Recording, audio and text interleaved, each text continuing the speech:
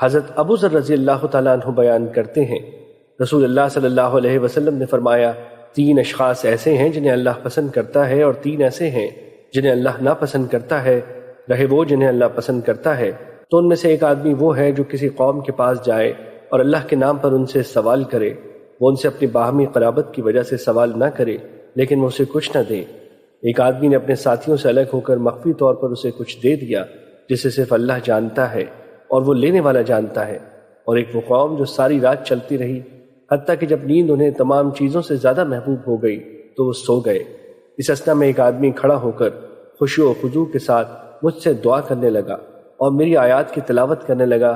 اور تیسرا وہ شخص جو کسی لشکر میں دشمن سے برسر پیکار ہو، لیکن وہ شکست کھا جائیں تو یہ پھر بھی سینہ سپر رہے حتیٰ کہ اسے شہید کر دیا جائے یا اسے فتح حاصل ہو جائے۔ اور وہ 3 جنہیں اللہ ناپسند کرتا ہے، بوڑھا زانی، متکبر فقیر اور ظالم مالدار ہیں۔ مشکات المصابیح حدیث نمبر 1922۔ حضرت انس رضی اللہ تعالیٰ عنہ بیان کرتے ہیں، رسول اللہ صلی اللہ علیہ وسلم نے فرمایا، جب اللہ نے زمین پیدا فرمائی تو وہ ہلنے لگی، تو پھر اس نے پہاڑ پیدا کیے اور انہیں اس زمین پر رکھنے کا حکم فرمایا تو وہ ٹھہر گئی۔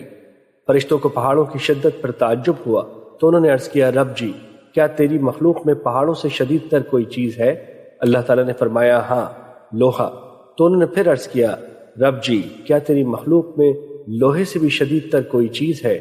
فرمایا، ہاں، آگ۔ انہوں نے عرض کیا، کیا تیری مخلوق میں آگ سے بھی شدید تر کوئی چیز ہے؟ فرمایا، ہاں، پانی۔